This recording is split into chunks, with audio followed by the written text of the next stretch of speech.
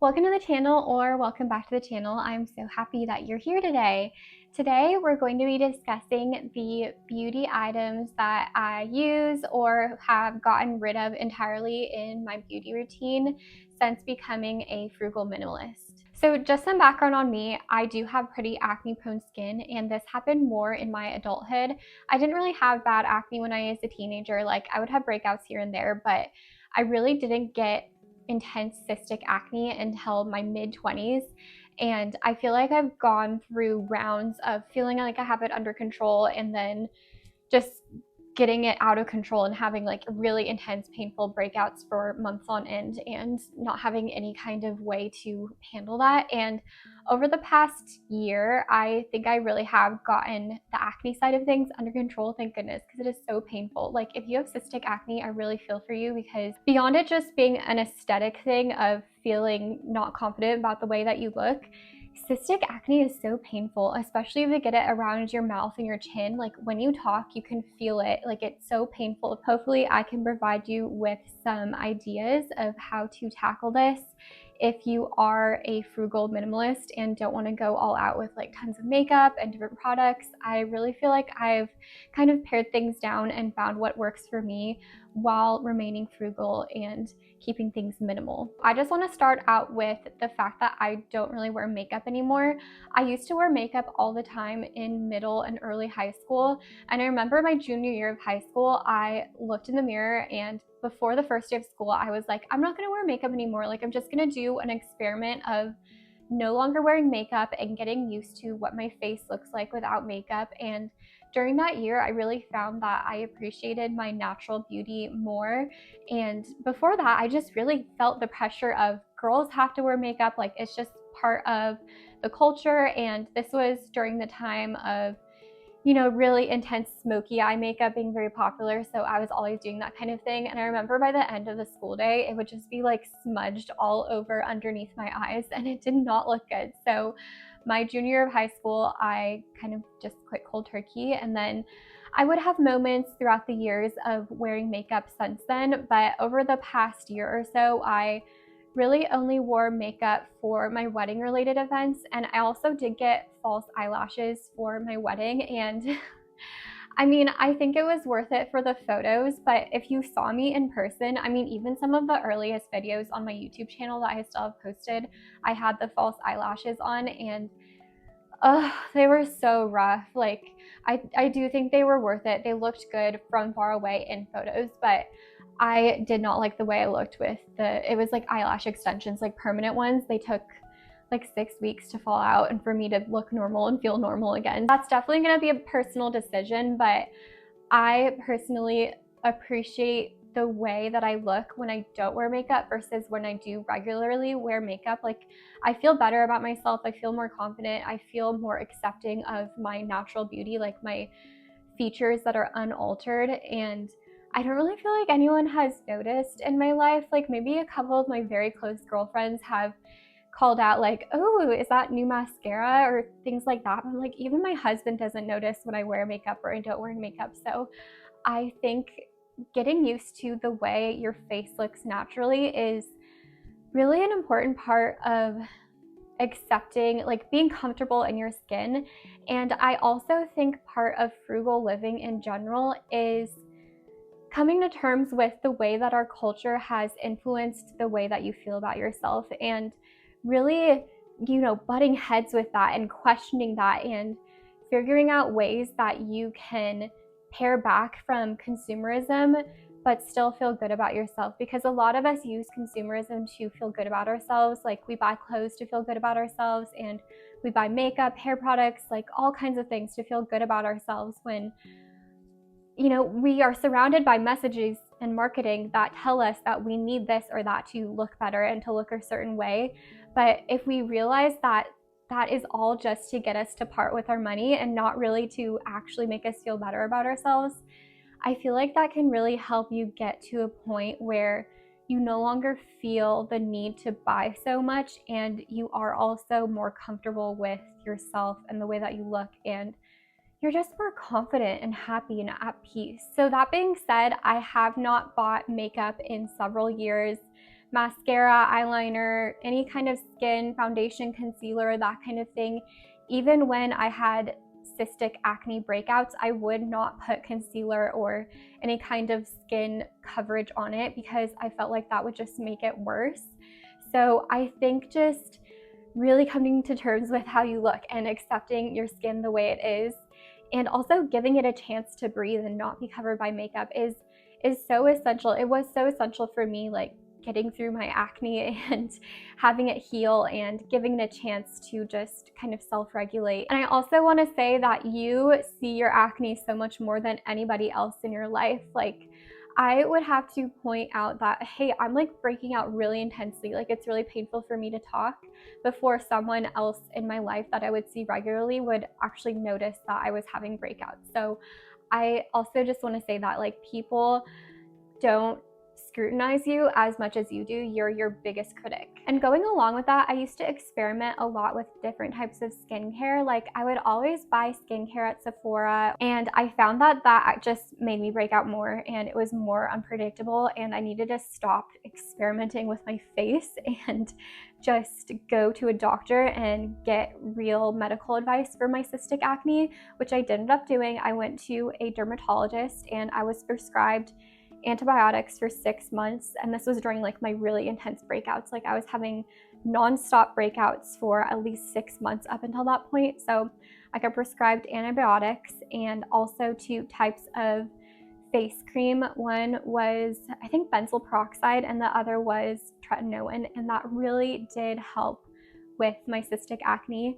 And then I think actually the biggest thing that helped with my cystic acne was not something that I was prescribed. Like, those things were good for, like, the antibiotics were good for prevention, and the topical creams were good for when I did actually break out, like making the breakouts shorter and less painful.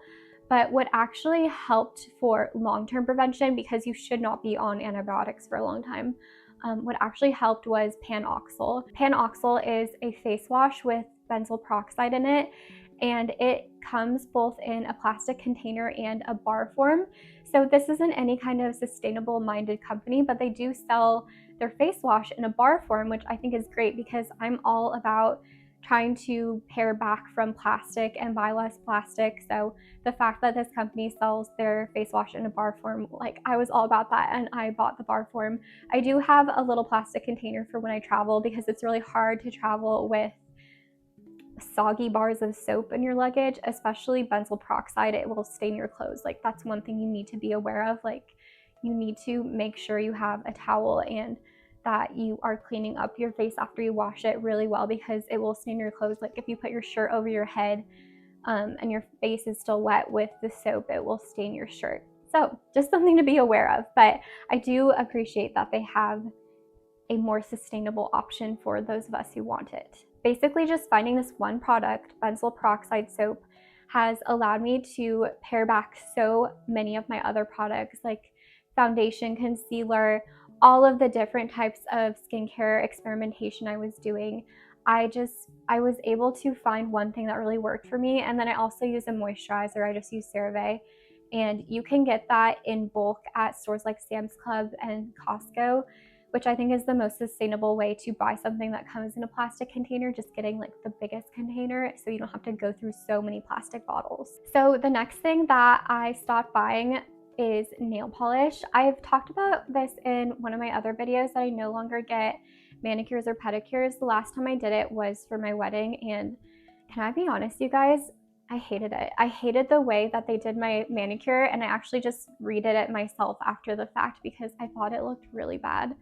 So that was kind of a bummer, but I have since stopped wearing nail polish, and I started to stop wearing nail polish because I'm training my dog right now, like every single day, and he will take treats from my hand, and I noticed that he was stripping the nail polish off, and that it must have gotten into his mouth. So I don't want nail polish getting into my dog's mouth. I think that's so toxic. But I stopped wearing nail polish, and then one of my subscribers, who I also subscribe to, her handle is Joyfully Julia, she told me about the manufacturing of nail polish and how toxic it is to the workers who work in the factory that manufacture the nail polish, which, of course I should have known that. Like, if you really think about it, the way that it even smells is so intense and toxic smelling. Like, having to be around that all the time, every day, it must be horrible for your health. And I just don't want to support that. I don't want to support, I don't want to put my money towards a environment where people might get sick from being around the thing that I'm buying. So I no longer buy nail polish. The next thing that I stopped buying was any kind of hair lightener or getting my hair professionally colored. I was born a redhead. I was born with very fiery red hair, and I had kind of strawberry blonde hair up until my mid-20s, and from my mid-20s until my early 30s, my hair just got darker and darker and became more brown and less strawberry blonde. So there was one winter, it happened in winter, I remember this because I felt like pretty seasonally depressed with the time change and how dark it was all the time and how foggy it gets here. And I just looked in the mirror and was like, what is going on with my hair? Like, I don't go out in the sun. I'm not exposed to the sun enough anymore. And I do experience photo bleaching, so my hair does get more blonde in the summertime when I'm out in the sun a lot. But I just saw in the mirror how dark my hair was and I didn't like it. So I started using Sun-In, which is peroxide spray. Also not the best for your health, but I did it. I did it for a while. And I felt like once I started to do it, I had to do it all the time because my roots would grow in, and then I had to spray the roots. So it was just a never-ending cycle of having to keep up with the Sun-In look, like the little bit of the blonde streak look. And I've stopped doing it for the past 6 months, and my hair has really started to grow back in. I'm just getting used to it, and I know that it will eventually all grow in more of the natural color and it won't have this line of demarcation.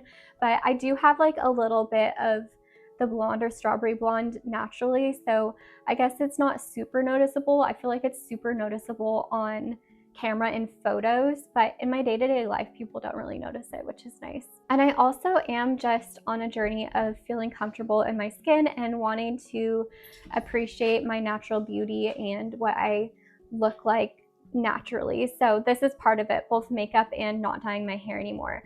I also will say, if you use Sun-In or any type of peroxide-based bleaching hair product, you cannot dye your hair on top of that. Like, you have to wait to grow out your hair entirely before you're able to use any kind of other dye on that, because your hair will melt off and you don't want to do that. So just be careful with that kind of thing. Like, you really have to be committed if you use something like Sun-In, and it's also not for everybody. Like, I think Sun-In is only for people who have a little bit blonde hair already or are redheads, because it will turn your hair orange for people who have dark brown hair. And I feel like my hair was already a little bit orange because I was born a redhead, so I was okay with the way it looked, but on the wrong person it would look like crazy. So just be aware of that. So the next way that I've changed my beauty routine since becoming a frugal minimalist is buying plastic-free shampoo, conditioner, and body wash. I now just buy the bar version of all of those things, and they are more expensive if you think about the one-time purchase of the conditioner, shampoo, or soap bar, but they last a lot longer. Like, I bought a conditioner bar in the early summertime, and so it's lasted over 6 months now, and I still have a lot of it left to use. And it's more environmentally friendly, so I really appreciate that. I'm always looking for ways to be more sustainable, and this has been a pretty easy way. I use the brand Brixie.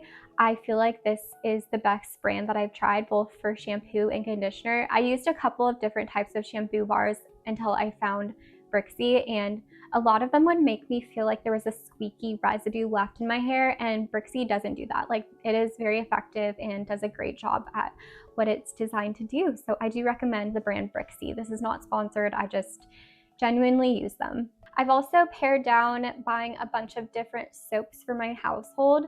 Like, you can see here, there are 2 different soap bottles, but they're both the same thing. I now just use Dr. Bronner's. There's a sustainable refillery near me where I just have them refill the giant Dr. Bronner's bottle, and that's cheaper and more sustainable. It uses less plastic than having to buy all of these new little soap containers for all of my sinks and throughout my household all the time. And you can use Dr. Bronner's for washing dishes, washing your hands, outdoors, like my husband uses it to power wash the deck, to wash your car, for laundry, just a whole bunch of different things. We take it camping, like it's safe for the environment, it's safe to use around kids and pets. So we really like Dr. Bronner's, and we have just stuck to buying that instead of buying like these individual soap containers. And since we do have those individual soap containers already, we just refill those, reuse those. So that really helps with cutting down the expense and the plastic. And finally, the last thing that has really helped me with remaining frugal in my beauty routine is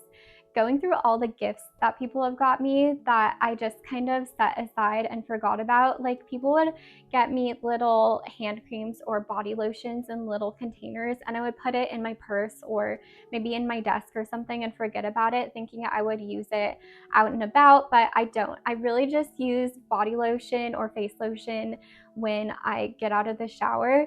So I just put them like front and center where I'm gonna go through them and use them all. And I actually haven't had to buy body lotion in over a year because I've had so many people gift this type of thing to me. So I really appreciate that, and I appreciate the gifts, and I want to actually use them before they expire. So making it a point to actually go through and use all of the gifts that people have gotten me has really helped me remain frugal and not having to buy all of these new things.